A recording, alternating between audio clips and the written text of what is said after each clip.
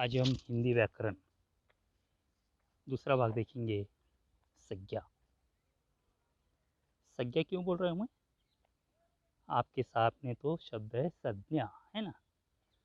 मराठी में हम न्य का उच्चार करते हैं और हिंदी में ज्ञ न्य का उच्चार ज्ञ किया जाता है, इसलिए संज्ञा। संज्ञा यानी कि क्या?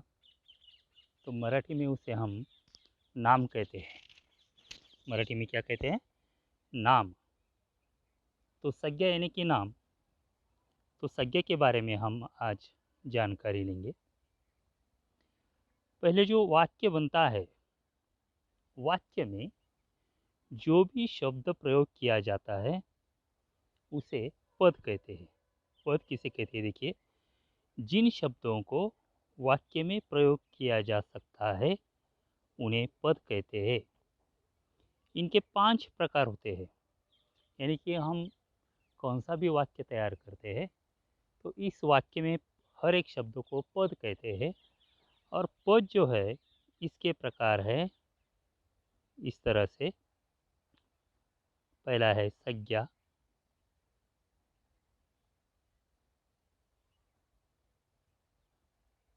संज्ञा। दूसरा है सर्वनाम। तीसरा है विशेषण। चौथा है क्रिया और पांचवा है अव्यय। तो इस तरह से संज्ञा, सर्वनाम, विशेषण, क्रिया और अव्यय, इन सभी को मिलाकर हम वाक्य तैयार करते हैं। उदाहरण के तौर पर देखिए, बबलू खाना खाने लगा। बबलू खाना खाने लगा। इस वाक्य में रेखांकित सभी शब्द पद है। ये जो रेखांकित सभी शब्द, बबलू, खाना, खाने लगा, ये सभी शब्द क्या है? तो पद है। अब नीचे कुछ वाक्य दिए हैं। वाक्य देखिए, ऋत्विक, नीचे दिए गए वाक्यों को पढ़ो। देखिए, ऋत्विक एक गांव में रहता था। ऋत्विक एक गांव में रहता था। ऋत्विक शब्द के नीचे अंडरलाइन किया हुआ है। अब ये ऋत्विक क्या है? किसी व्यक्ति का नाम है। ऋत्विक क्या है? किसी व्यक्ति का नाम है। दूसरा वाक्य देखिए, पोटली पर परी का चित्र बना था। पोटली पर परी का चित्र बना था। पोटली ये क्या है? एक वस्तु है ना। अंडरलाइन किया हुआ शब्द पोटली है और ये पोटली जो है वस्तु है। मुझे शांति निकेतन जाना था। तीसरा वाक्य, मुझे शांति निकेतन जाना था। शांति निकेतन शब्द के नीचे अंडरलाइन किया हुआ है। ये शांति निकेतन क्या है? तो एक गांव का नाम है, यानी कि स्थान है। चौथा वाक्य देखिए, चिंकी चिड़िया का घोंसला पेड़ की शाखा पर था। क्या वाक्य है? चिंकी चिड़िया का घोंसला पेड़ की शाखा पर था। अब चिड़िया नीचे शब्द, चिड़िया शब्द के नीचे अंडरलाइन किया हुआ है। चिड़िया ये क्या है? पक्षी है। पांचवा वाक्य देखिए, खुशी से ऋत्विक की आंखें भर आई। खुशी से ऋत्विक की आंखें भर आई। खुशी शब्द के नीचे अंडरलाइन, खुशी यानी कि एक भावना प्रकट की हुई है। खुशी ये क्या है? मन की भावना, भाव। आगे लिखा है, इन वाक्यों में रेखांकित शब्द किसी न किसी व्यक्ति, पक्षी, वस्तु, स्थान, भाव आदि के नाम, शब्द संज्ञाएं हैं। यानी कि देखिए, ऋत्विक ये व्यक्ति का नाम है, ये एक संज्ञा है। पोटली वस्तु है, ये भी एक संज्ञा है। शांति निकेतन एक गांव का नाम है, ये स्थान का नाम है, ये एक संज्ञा है। चिड़िया पक्षी का नाम है, तो ये भी एक संज्ञा है। खुशी भावना प्रकट की हुई है। तो इस तरह से किसी व्यक्ति, पशु, पक्षी, वस्तु, स्थान, गुण, भाव आदि के नाम को संज्ञा कहते हैं। तो संज्ञा किसे कहते हैं? किसी न किसी व्यक्ति, पक्षी, वस्तु, स्थान, भाव आदि को शब्द संज्ञा कहते हैं। तो संज्ञा के वैसे तो 5 भेद है। संज्ञा के कितने भेद हैं? 5। लेकिन अब छठी कक्षा में हमें केवल 2 भेदों की चर्चा की जा रही है, यानी कि 2 ही भेद देखने हैं। तो संज्ञा समझ में आई, किसी व्यक्ति, स्थान, वस्तु, पक्षी, भाव, इनको दिए गए जो नाम हैं उन्हें क्या कहते हैं? संज्ञा कहते हैं। और संज्ञा के 5 प्रकार हैं। उनमें से हमें कितने प्रकार देखने हैं छठी कक्षा में? 2। तो पहला प्रकार देखते हैं। पहला प्रकार है जातिवाचक संज्ञा। पहला कौन सा प्रकार है? जातिवाचक संज्ञा। अब वाक्य देखिए, नीचे दिए गए वाक्यों को पढ़ो। नीचे दिए गए वाक्यों को पढ़ो। पहला वाक्य है, मनु बड़ा होशियार लड़का है। मनु बड़ा होशियार लड़का है। 2, बसंती हवा आम के पेड़ पर चढ़ी। तीसरा वाक्य, हमारे घर के सामने गोदावरी नदी बहती है। चौथा वाक्य, बाल भारती स्कूल में भी सब बबलू से परेशान थे। इन वाक्यों में लड़का, पेड़, नदी, स्कूल आदि रेखांकित शब्द संज्ञाएं हैं।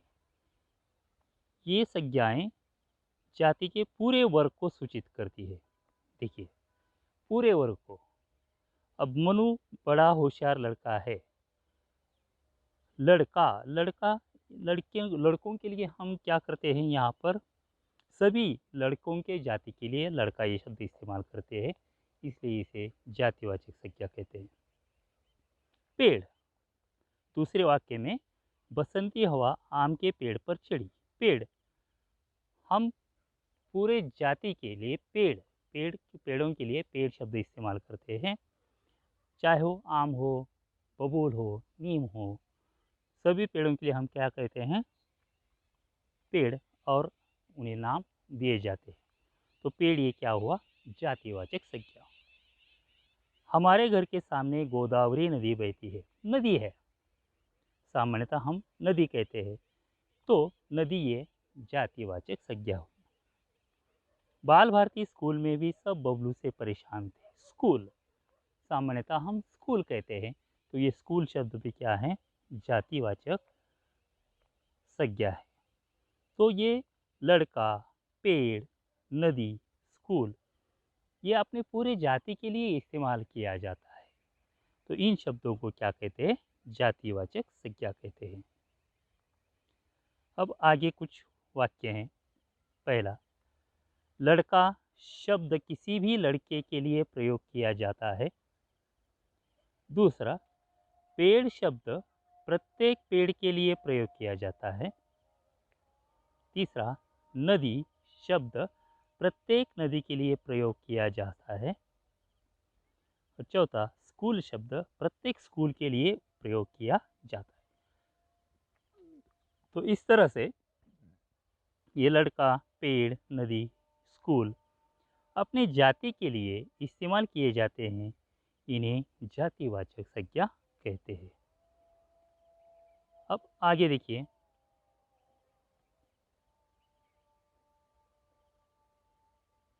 जो संज्ञा शब्द किसी प्राणी, स्थान या वस्तु की पूरी जाति या वर्ग का बोध कराते हैं, उन्हें जातिवाचक संज्ञा कहते हैं। क्या कहा गया है? इसकी व्याख्या, जो संज्ञा शब्द किसी प्राणी, स्थान या वस्तु की पूरी जाति या वर्ग का बोध कराते हैं, उन्हें जातिवाचक संज्ञा कहते हैं। कुछ जातिवाचक संज्ञाएं हैं।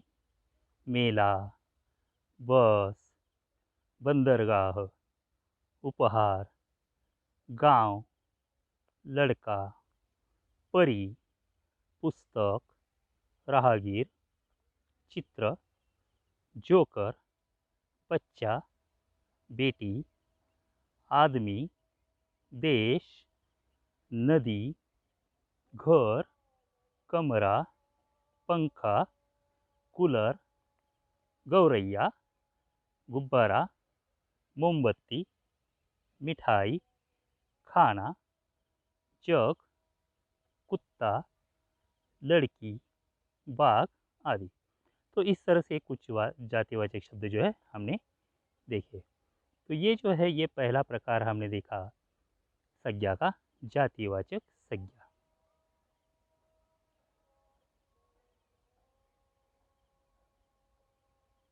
अब दूसरा जो प्रकार है, दूसरा प्रकार है व्यक्तिवाचक संज्ञा। व्यक्तिवाचक संज्ञा, कुछ वाक्य दिए गए हैं, वाक्य देखिए, नीचे दिए गए वाक्यों को पढ़ो। पहला वाक्य है, मनु बड़ा होशियार लड़का है। मनु शब्द के नीचे अंडरलाइन है। दूसरा वाक्य, बसंती हवा आम के पेड़ पर चढ़ी। आम शब्द के नीचे अंडरलाइन किया हुआ है।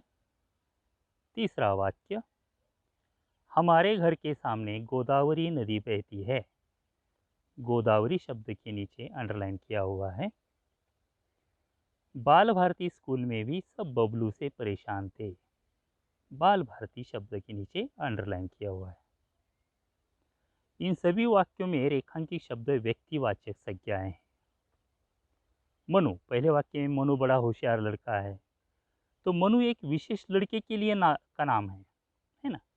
लड़का हमने जातिवाचक संज्ञा में देखा, लड़का ये जातिवाचक संज्ञा है, लेकिन लड़के का नाम मनु है। लड़के का नाम क्या है? मनु। तो एक लड़के का नाम मनु है, विशेष रूप से नाम रखा गया है, इसलिए मनु ये एक व्यक्ति का नाम है, इसलिए ये व्यक्तिवाचक संज्ञा है।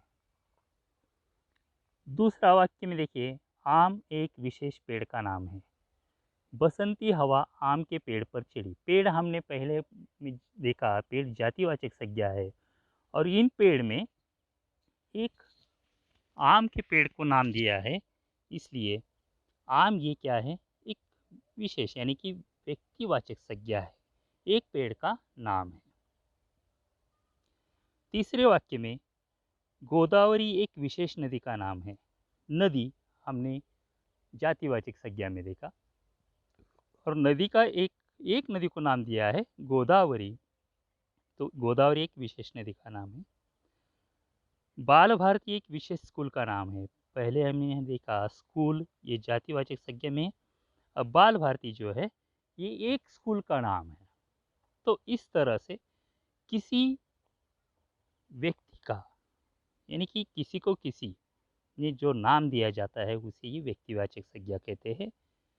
नीचे क्या लिखा है? इन वाक्यों में रेखांकित शब्द किसी न किसी विशेष व्यक्ति, वस्तु अथवा स्थान आदि के हैं। इनमें जो ये नाम है अधोरेखित शब्द है, किसी न किसी विशेष व्यक्ति, वस्तु अथवा स्थान आदि के नाम हैं, इसलिए इन्हें व्यक्तिवाचक संज्ञा कहते हैं। किसी विशेष प्राणी, स्थान, फल, फूल, वस्तु इत्यादि के नाम को व्यक्तिवाचक संज्ञा कहते हैं। क्या कहा गया है? किसी विशेष प्राणी, स्थान, फल, फूल, वस्तु इत्यादि के नाम को व्यक्तिवाचक संज्ञाएं कहते हैं। कुछ व्यक्तिवाचक संज्ञा यहाँ पर दिए हैं, देखिए, महाराष्ट्र, कोलकाता, दिल्ली, आगरा, रविंद्रनाथ, अशोक, काबुलीवाला, बबलू, टोम्बी, शारदा, जैतून, टीटू यानी गिलहरी, चिंकी, भारत, रूस, चीन, जापान, ताजमहल, लाल किला, यमुना, हिमालय। ये कुछ व्यक्तिवाचक शब्द हैं। तो इस तरह से हमें ये दो प्रकार देखे, एक जातिवाचक संज्ञा और दूसरा व्यक्तिवाचक संज्ञा। आई ना बात समझ में? जातिवाचक मतलब पूरे अपने जाति के जो संज्ञा शब्द इस्तेमाल किया जाता है उसे जातिवाचक संज्ञा कहते हैं। और किसी पर्टिकुलर नाम दिया जाता है किसी वस्तु, स्थान, प्राणी, पक्षी, पेड़ को, तो उनसे क्या कहते हैं? व्यक्तिवाचक संज्ञा। अब हमें स्वाध्याय देखना है, तो आप एक काम कीजिए, अपना नोटबुक और पेन निकाल के रखिए सामने। स्वाध्याय देखेंगे, आप वो स्वाध्याय अपने नोटबुक में छुड़ाएंगे, तो पेन और अपना स्वाध्याय नोटबुक सामने रखिए। सबने अपना नोटबुक और पेन लिया है?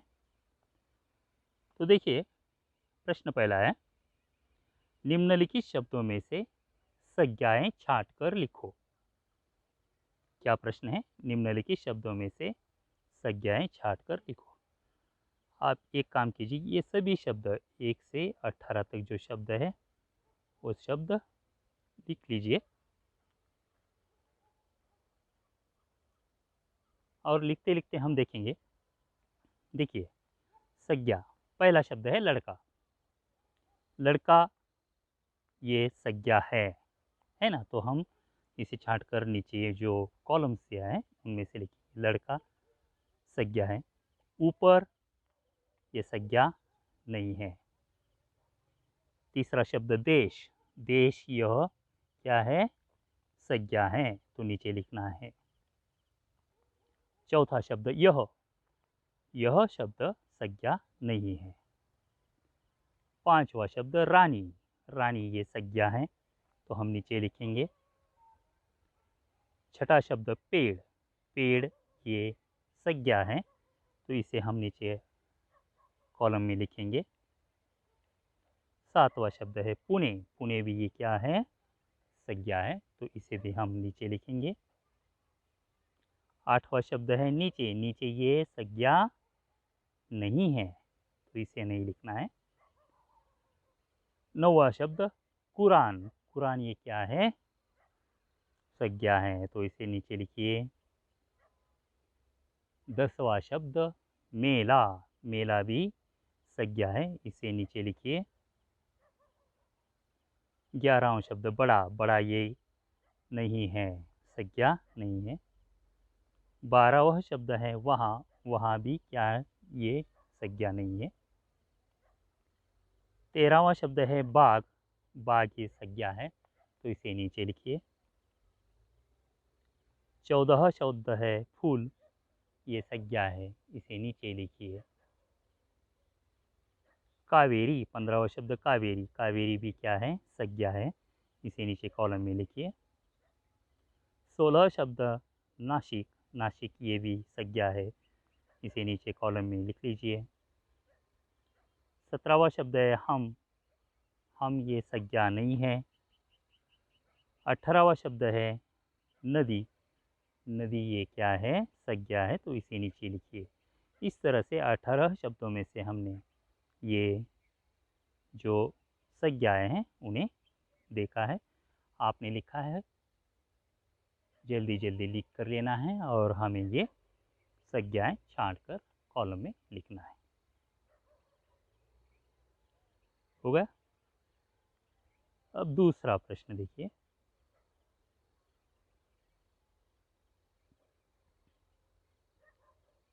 दूसरा प्रश्न है, निम्नलिखित वाक्यों में आई संज्ञाओं को रेखांकित करो। रेखांकित करना है हमें। तो पहला वाक्य है, लावारिस वस्तुओं को हाथ न लगाएं। तो यहाँ पर लावारिस वस्तुओं को हाथ न लगाएं, संज्ञा कौन सा है? वस्तु। अंडरलाइन करना है, रेखांकित करना है। दूसरा वाक्य, पानी में कचरा न डालें। पानी में कचरा न डालें, संज्ञा शब्द है पानी। तीसरा वाक्य, अपने सामान का ध्यान रखिए। संज्ञा शब्द है सामान। चौथा शब्द, हवा हरे खेत में पहुंची। खेत, कौन सा शब्द है? खेत।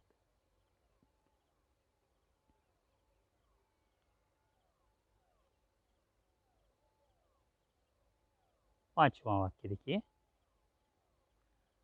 मैं पुस्तकें खरीदना चाहता हूँ। तो कौन सा शब्द है? पुस्तकें। मैं पुस्तकें खरीदना चाहता हूँ, संज्ञा शब्द है पुस्तकें। छठा वाक्य है, सामने परी खड़ी थी। सामने परी खड़ी थी, कौन सा है संज्ञा शब्द? परी। कौन सा है? परी। जोकर सबको हंसाता है। सातवां वाक्य है, जोकर सबको हंसाता है, तो संज्ञा शब्द है जोकर। आठवां वाक्य, शाम को गुरुदेव से भेंट हुई। शाम को गुरुदेव से भेंट हुई, संज्ञा शब्द कौन सा है इसमें? गुरुदेव।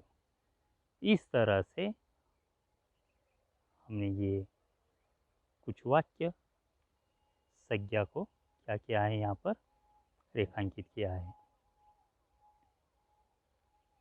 अब देखिए तीसरा प्रश्न है, आप लिखते हैं ना, लिख लीजिए।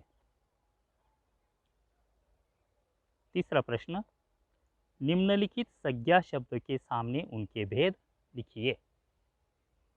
भेद लिखिए। पहला है नागपुर। नागपुर क्या है? तो ये एक शहर का नाम है, इसलिए इसे व्यक्तिवाचक संज्ञा कहते हैं। क्या कहते हैं? व्यक्तिवाचक संज्ञा। दूसरा शब्द है पुस्तक। पुस्तकें क्या है? सभी पुस्तकों के लिए हम पुस्तक कहते हैं, इसलिए जातिवाचक संज्ञा। तीसरा शब्द है सूरज। सूरज, ये व्यक्तिवाचक संज्ञा। चौथा शब्द हिमालय। हिमालय, ये व्यक्तिवाचक संज्ञा है। पांचवा शब्द है बाइबल। बाइबल, व्यक्तिवाचक संज्ञा। छठा शब्द है फूल। फूल, ये जातिवाचक संज्ञा। संतरा। संतरा, व्यक्तिवाचक संज्ञा। गाय। गाय, जातिवाचक संज्ञा। पर्वत। पर्वत, जातिवाचक संज्ञा है। गीतांजलि, व्यक्तिवाचक संज्ञा। कहानी, जातिवाचक संज्ञा। नदी, जातिवाचक संज्ञा। कमरा। कमरा, जातिवाचक संज्ञा। शिला, व्यक्तिवाचक संज्ञा।